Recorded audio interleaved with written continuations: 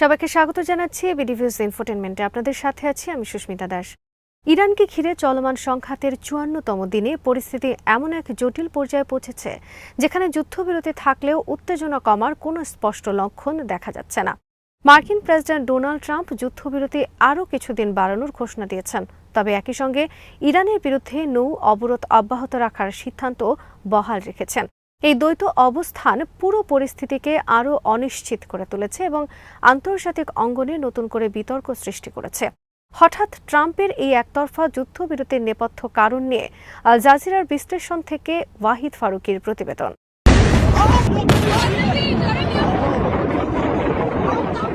যুক্তরাষ্ট্র বলছে যুদ্ধবিরতি বাড়ানোর মূল উদ্দেশ্য হল আলোচনার জন্য সময় দেয়া।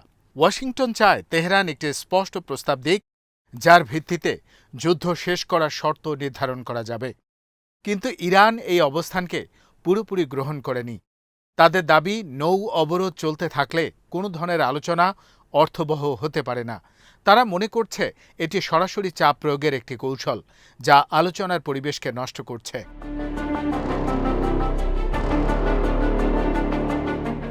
এই পরিস্থিতিতে যুদ্ধবিরতির প্রকৃত অর্থ নিয়েই প্রশ্ন উঠেছে। সাধারণভাবে যুদ্ধবিরতি মানে সামরিক কার্যক্রম বন্ধ রাখা, কিন্তু এখানে যুক্তরাষ্ট্রের নৌ অবরোধ কার্যত অর্থনৈতিক ও কৌশলগত যুদ্ধের অংশ হিসেবে কাজ করছে। ইরান এটিকে স্পষ্ট যুদ্ধবিরতি লঙ্ঘন হিসেবে দেখছে এবং বলছে এমন পরিস্থিতিতে তারা হুমকির ছায়ায় কোনো আলোচনায় বসবে না।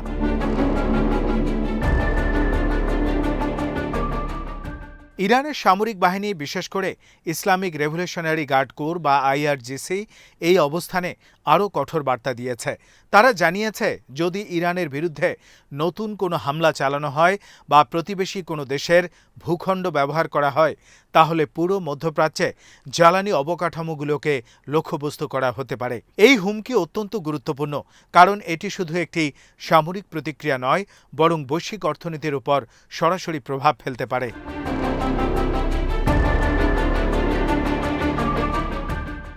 বিশ্বের অন্যতম গুরুত্বপূর্ণ জলপথ হরমুজ প্রণালীতে বর্তমানে এই সংকটের কেন্দ্রবিন্দুতে রয়েছে।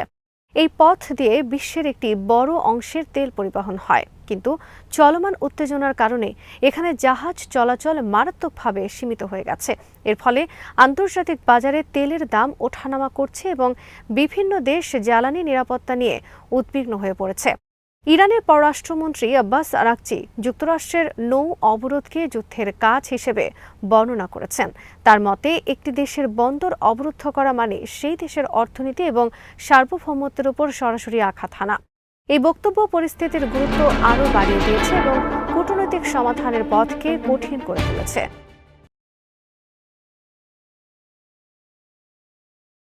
তবে সবকিছুর মধ্যেও কূটনৈতিক প্রচেষ্টা পুরোপুরি বন্ধ হয়নি। বিভিন্ন সূত্রে জানা যাচ্ছে, তেহরান এখনও আলোচনার দরজা খোলা রেখেছে, যদিও তারা স্পষ্ট করে বলেছে যে আলোচনার পরিবেশ হতে হবে চাপমুক্ত এবং ন্যায্য। অন্যদিকে যুক্তরাষ্ট্র বলছে তারা আলোচনার মাধ্যমে একটি সমাধানে পৌঁছাতে চায়, কিন্তু একই সঙ্গে ইরানের ওপর চাপ বজায় রাখার কৌশলও চালিয়ে যাচ্ছে।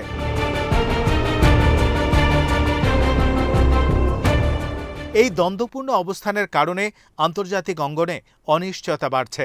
অনেক বিশ্লেষক মনে করছেন, যুক্তরাষ্ট্রের এই চাপ ও আলোচনা কৌশল একটি পরিকল্পিত পদক্ষেপ, যার মাধ্যমে ইরানকে একটি নির্দিষ্ট অবস্থানে নিয়ে আসার চেষ্টা করা হচ্ছে। তবে অন্যরা বলছেন এটি পরিস্থিতিকে আরও জটিল করে তুলছে এবং ভুল বোঝাবুঝির ঝুঁকি বাড়াচ্ছে।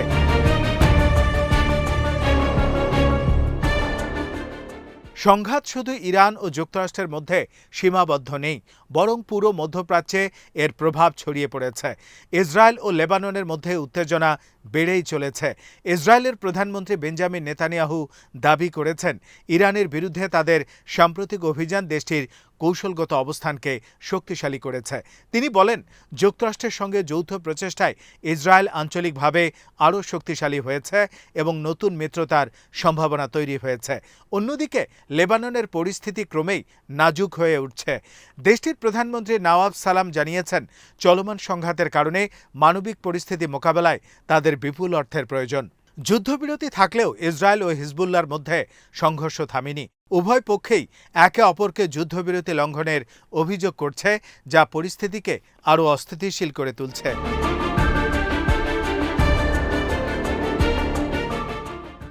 এই সংঘাতের আরেকটি গুরুত্বপূর্ণ দিক হল আন্তর্জাতিক অর্থনৈতিক প্রভাব। তেলের সরবরাহের বিঘ্ন ঘটলে তার প্রভাব শুধু জ্বালানি খাতেই সীমাবদ্ধ থাকে না, বরং পুরো বৈশ্বিক অর্থনীতিতে ছড়িয়ে পড়ে। পরিবহন খরচ বাড়ে, উৎপাদন ব্যয় বৃদ্ধি পায় এবং শেষ পর্যন্ত সাধারণ মানুষের জীবনযাত্রার উপর এর প্রভাব পড়ে। ইতিমধ্যে ইউরোপিয়ান ইউনিয়ন ইরানের বিরুদ্ধে নতুন নিষেধাজ্ঞা আরোপের কথা ভাবছে। যুক্তরাষ্ট্র ইরানের অস্ত্র কর্মসূচি নিয়ে নতুন করে নিষেধাজ্ঞা জারি করেছে। তবে এই ধরনের পদক্ষেপ পরিস্থিতিকে শান্ত করার বদলে আরও উত্তেজিত করতে পারে বলে আশঙ্কা করা হচ্ছে।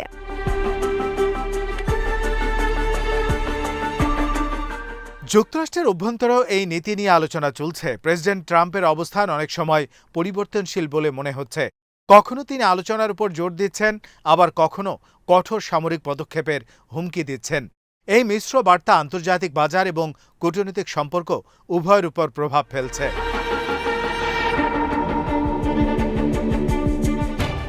বিশ্লেষকরা বলছেন এই কৌশল হয়তো ইরানকে চাপে রাখার জন্য নেওয়া হয়েছে, কিন্তু এর একটি ঝুঁকিও রয়েছে। যদি কোনো ভুল হিসাব বা ভুল বোঝাবুঝির ঘটনা ঘটে, তাহলে পরিস্থিতি হঠাৎ করেই বড় ধরনের সংঘর্ষে রূপ নিতে পারে।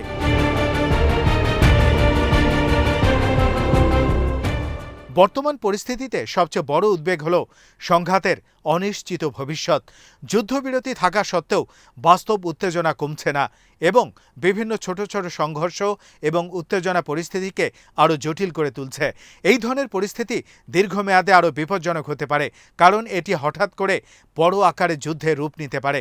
বিশেষ করে হরমুজ প্রণালী কেন্দ্রিক উত্তেজনা যদি আরও বাড়ে, তাহলে তা সরাসরি বৈশ্বিক জ্বালানি সরবরাহে বড় ধরনের সংকট সৃষ্টি করতে পারে। বিশ্বের অনেক দেশই এই পথের উপর নির্ভরশীল, তাই এখানে বড় ধরনের সংঘাত পুরো বিশ্ব অর্থনীতিকে নাড়িয়ে দিতে পারে।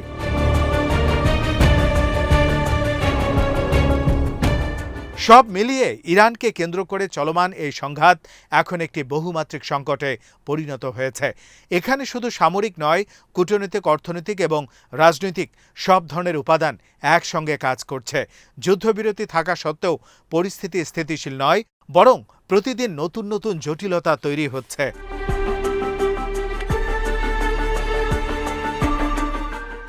এই অবস্থায় আন্তর্জাতিক সম্প্রদায়ের জন্য সবচেয়ে বড় চ্যালেঞ্জ হলো একটি কার্যকর সমাধান খুঁজে বের করা।